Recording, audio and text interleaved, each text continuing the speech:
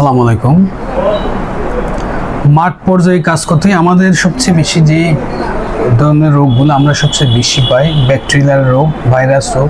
সেক্ষেত্রে ভাইরাল রোগের মধ্যে আমাদের এফএমডি, এলএসডিটা বর্তমানে সবচেয়ে বেশি। এলএসডিতে বর্তমানে রিসেন্টলি আমাদের মহামারী আকার ধারণ করেছে। বর্তমানে আমরা এটা কিছুটা ভ্যাকসিনেশন করে কন্ট্রোল করার পর্যায়ে আছি।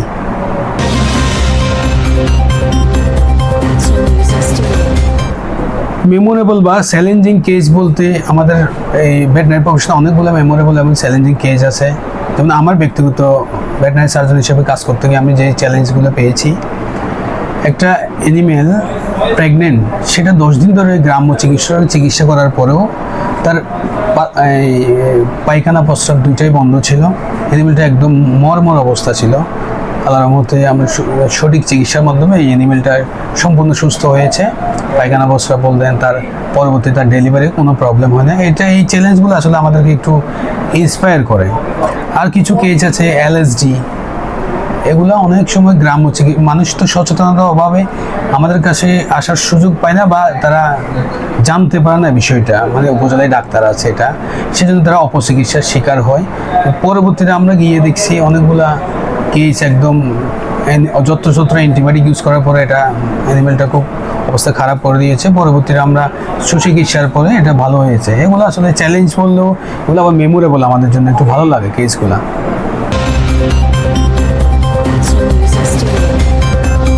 আমাদের লাইভস্টক সেক্টরে বর্তমানে সবচেয়ে যেটা বাধা, সেটা হচ্ছে আমাদের পর্যাপ্ত ভেটেনারিয়ানের অভাব। মাঠ পর্যায়ে ভেটেনারিয়ান আছে, রেজিস্টার্ড ভেটেনারিয়ান মাঠ পর্যায়ে কাজ করতে ইচ্ছুক ভেটেনারিয়ানদের সংখ্যা এখনও কম, অপ্রতুল। যার কারণে গ্রামের মানুষরা এখনও গ্রাম্য চিকিৎসকদের শরণাপন্ন হচ্ছে, অপচিকিৎসার শিকার হচ্ছে। পরবর্তীতে আমাদের কাছে আসতে যেটা কিছু এলএসডি পেশেন্ট আছে, এটা আসলে এমন অপচিকিৎসার শিকার হয়, পরবর্তীতে আমরা ট্রিটমেন্ট করার পরেও মানে রিকভারি পার্সেন্টেজটাও একদম শেষের দিকে চলে যায়, যেটা আমাদের করার কিছু থাকে না। এটাই আমি মনে করি বর্তমানে এখনও ভেটেনারি প্রফেশনের মানে ফিল্ড পর্যায়ে রেজিস্টার্ড ডাক্তারদের অভাব এখনও আছে।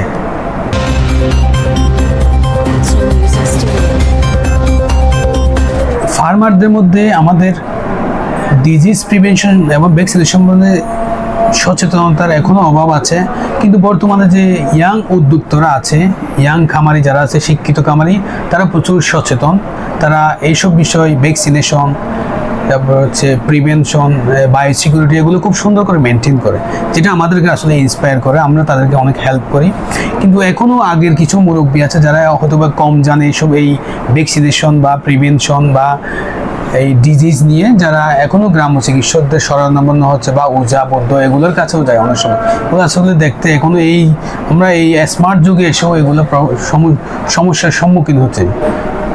সেক্ষেত্রে আমাদের আসার বিষয় হচ্ছে যারা আমাদের ইয়াং উদ্যোক্তারা আছে, এটা খুব সচেতন। তারা এইগুলো নিচ্ছে, তারা ফার্মিং, বায়োসিকিউরিটি, ডিজিজ খুব সচেতন। তারা রেগুলার আমাদের সাথে পরামর্শ করে এবং ভালো সফলতা পাচ্ছে।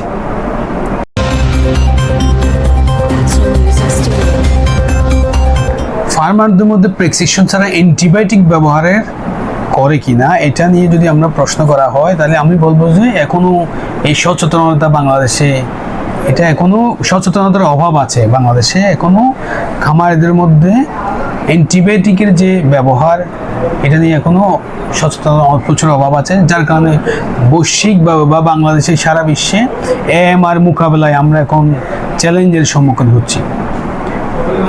এই যেমন কোনো একটা চিকিৎসা হচ্ছে, মানুষ সরাসরি গ্রাম্য চিকিৎসকের কাছে যাচ্ছে, বা কোনো একটা খামারের কাছে যাচ্ছে, আবার কোনো একটা দোকানদারের কাছে যাচ্ছে, যারা একটা অ্যান্টিবায়োটিক দিচ্ছে, সাথে অন্যান্য ওষুধ দিচ্ছে। হয়তো কিছু ক্ষেত্রে ভালো হচ্ছে, কিছু ক্ষেত্রে হচ্ছে না। কিন্তু এটা যে দীর্ঘমেয়াদী একটা আমাদের মানব জীবনের জন্য একটু ক্ষতিকর, যেটা আমরা বর্তমানে AMR বলতেছি, অ্যান্টিমাইক্রোবিয়াল রেসিস্ট্যান্ট, সেটার জন্য খুব চ্যালেঞ্জ। সেটার সচেতনতা এখনও অভাব আছে। সেটা যদি উত্তরণ করতেছে, আমাদের সবারই একসাথে এগিয়ে আসতে হবে। আমাদের প্রাইভেট ভেটেরিনারিয়ান যারা আছে, সরকারি ভেটেরিনারিয়ান যারা আছে, এবং যারা আমরা প্রশাসনের লোক যারা আছে, সবাই যদি একসাথে কাজ করি, তাহলে এটা অবশ্যই এখনও আমাদের সক্ষমতার মধ্যে আছে, এটা এখন মোকাবিলা করা সম্ভব। কিন্তু আমাদের সবারই একযোগে কাজ করতে হবে, একযোগে এগিয়ে আসতে হবে। ধন্যবাদ আপনাদের এই চ্যানেলকে। ধন্যবাদ। Music Studio.